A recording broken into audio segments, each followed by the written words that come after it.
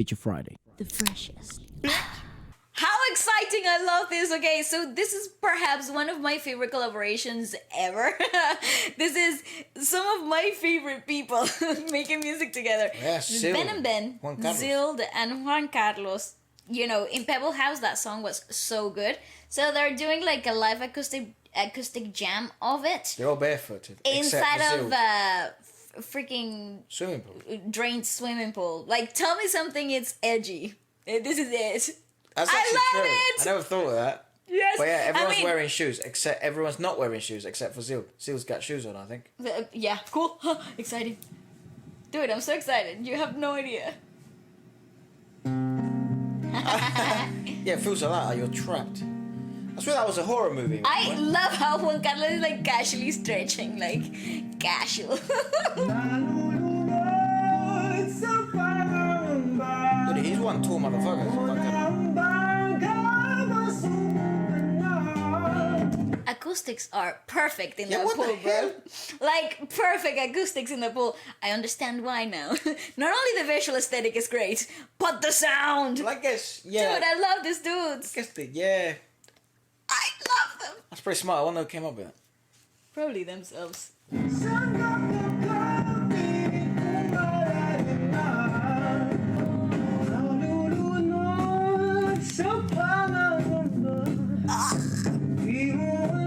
Oh, they have mics as well. They must. I love that man.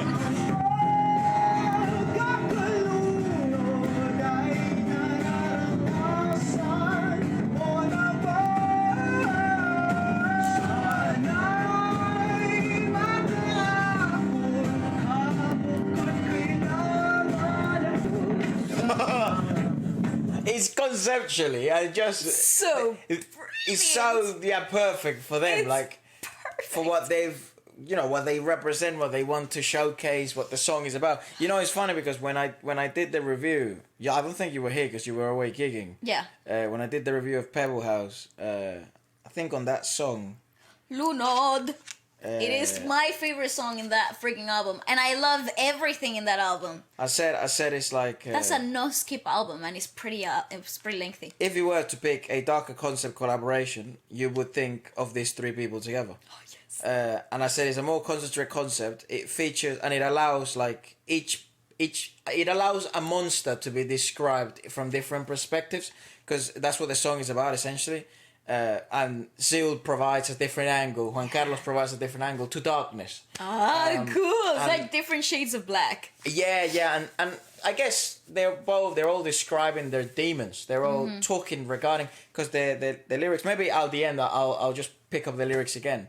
But that was what was the most. I can't remember what every lyric said at the moment. But that was what was the most interesting of this collaboration, and I think it's actually one of the strongest collaborations out of Pebble House because it was the most concentrated. If you were to think of someone who you'd like to do a concept like this, and it was on the darker side, alternative, you would pick these guys. You would pick Ben&Ben. You would pick Zild. Absolutely. I think it's a. The thing is, though, I would have never thought Ben&Ben would adhere to such a darker concept, given their folk and singer-songwriter. Yeah, it's definitely a definite different side to them. It's like a new layer to Ben&Ben, and I think that's why I love conceptually the Pebble House as a whole album, because it creates so much depth, and you're seeing different layers and different sides of the band, given the fact that they adhere to the feature, and because each feature provided like a brand new side of Ben&Ben. A different room. Yeah, but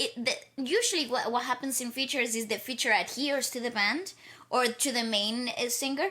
In this particular case, you have them giving you a brand new perspective of who they are in each track, and I really like that layering. It's such a complex composition of tracks, one after the other, and I actually think the order in which is in, brilliant. I feel like that would be the best example of that, I guess. But I guess other songs, I mean, whether they adhere to the collaboration, I guess. But that was the best example of them kind of, following that concept of maybe. I would have been happy with a Zild or a, Four of Spades as a Juan Karlos collab, but adding Ben&Ben into the whole mixture is very, very like, interesting, whoa. and it came out wonderfully. Yeah. Oh, it's great. Go back again, sir.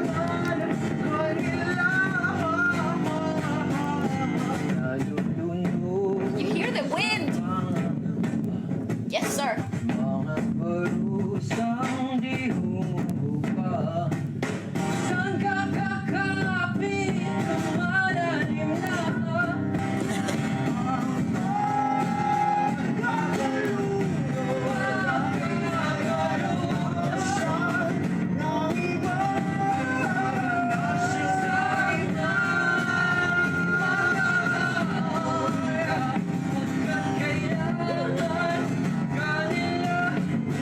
It's too good.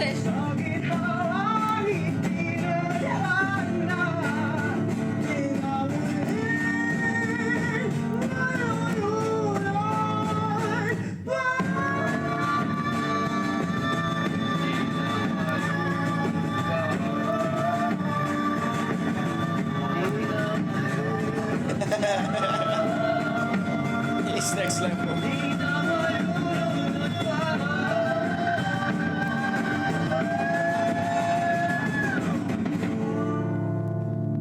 Oh my god. As you do. That was fucking brilliant. And they're just like chilling, you know? Hi, friends. Zild is in his own little world, I though, know, isn't he? he's like, he becomes consumed when he makes music, and I've noticed in some of his other videos, which are more of the raw videos that he's got, he truly he's his art. embodies that fucking thing. He's his own arts, and you see it in faces. Like I was looking at all his individual work the other day. I was like literally soaked into that. He's a really interesting creator. artist. Yeah, he's really interesting, and I love how you see it in faces. Like depending on his compositions, he really embodies that concept that he's trying to portray, and it's not something done on purpose. Like he really truly is it. Yeah. I know I've said that many times before whenever we check out their original work individually, but conceptually they're one of the strongest artists that I've ever been exposed to, and I think it's mind-blowing to me that they're so young, that they've got this really great crazy concept, you know, ingrained in themselves. They're able to create so much magic out of nothing, because there's nothing harder than making what you just saw happen. Given, I mean, everything's against them. The freaking sound, it's all over, right? Because there's one cameraman who was probably another friend of theirs, you know? The choice of places, it's so crazy. Like, it's hard to mix that sound, let's be honest. Oh, of course. The mixing engineer, like, definitely was going all over the place. Camera work there. was good. Yeah. Yeah, fuck, it was brilliant. It was great, but I'm just saying, like, it's not the comfiest environments to make any of this happen.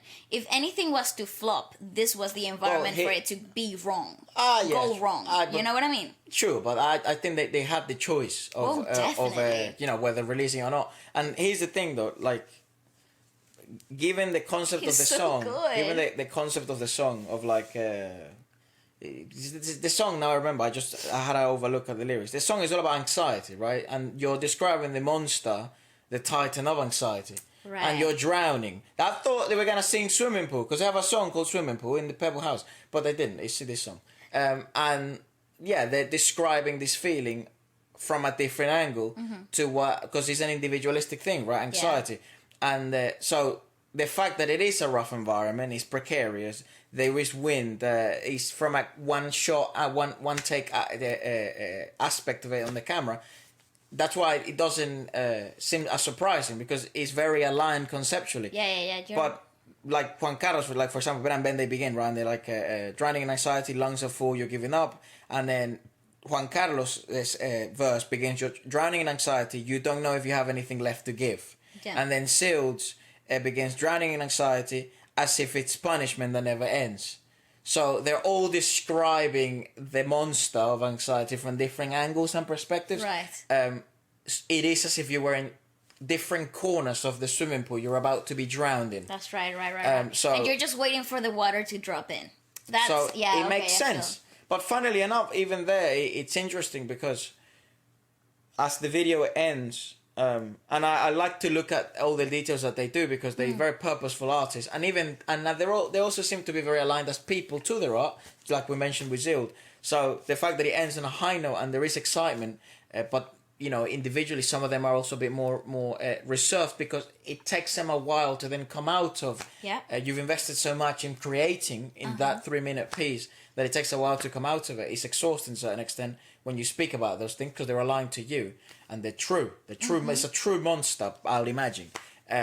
So it's so interesting to see that it does end in a high note, and then there's a bit of a beautiful sunset happening on the far, and there's toys that are swimming pool toys. So there is color in this darkness that they're dwelling on, and there's just a deep at the bottom of the swimming pool. And I think it also comes from the joy of creating. I think that excitement and that resolution in a high note also reflects on the enjoyment of making. It's cathartic for them. Yeah, exactly. It's like letting loose. It's like letting your demons loose for a little while, so they go make the mess in a very controlled environment, and then after you're done, and then you feel refreshed. You feel ready to face the world again, and I think it's a beautiful composition of elements overall, and the musical purge. Yeah, it really basically is, and I think it's so beautiful to see it done in such a great way.